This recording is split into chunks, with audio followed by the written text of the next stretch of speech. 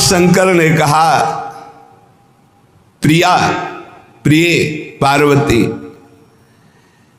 ये जो चिद्रूप अद्वितीय ब्रह्म है ये श्री कृष्ण के अंश से ही है।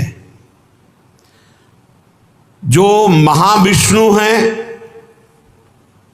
ये लिखा हुआ है, पढ़ना हो तो पढ़ लेना पद्म पुराण पाताल खंड में।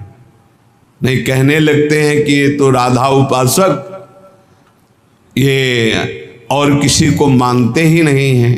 नहीं, मानते हैं, जानते हैं, पहचानते हैं, पर जहां से जो वर्णन हो रहा है, सर्वधारा प्रकट हो रही भगवान व्यासदेव जी के सब जो इतने अवतार हैं उनके सबके अवतारी परम पुरुषोत्तम पर ब्रह्म परमात्मा भगवान श्री कृष्ण है।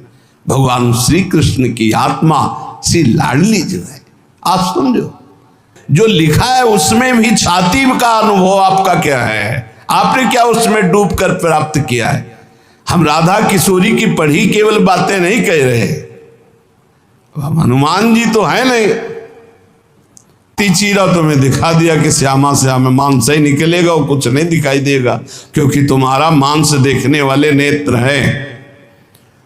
अगर श्यामा श्याम देखने की कृपा कर दें आपके ऊपर कि आप देख लो तो बिना चीरे देख लोगे, पक्का समझ लो। क्रोध और आवेश में अंतर होता है, ध्यान रखना।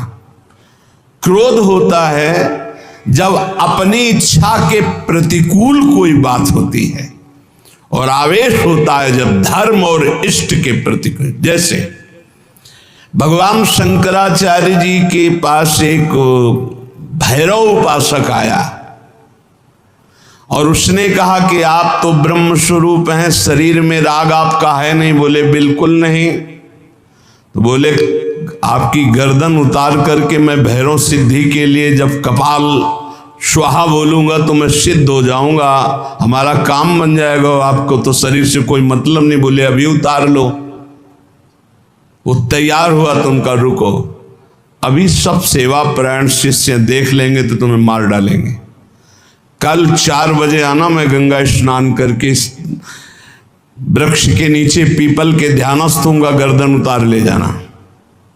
ऐसा ही हुआ।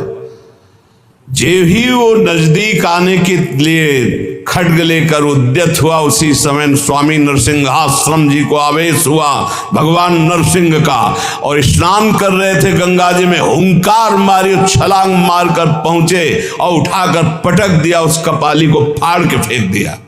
और फिर शांत सन्यासी, फिर शांत सन्यासी। पूछा गया ऐसा, उनका मुझे कुछ पता नहीं। नरसिंह भगवान का आवेश एकदम तत्काल ऐसे, जो आवेश में वो क्रोध का नहीं होता।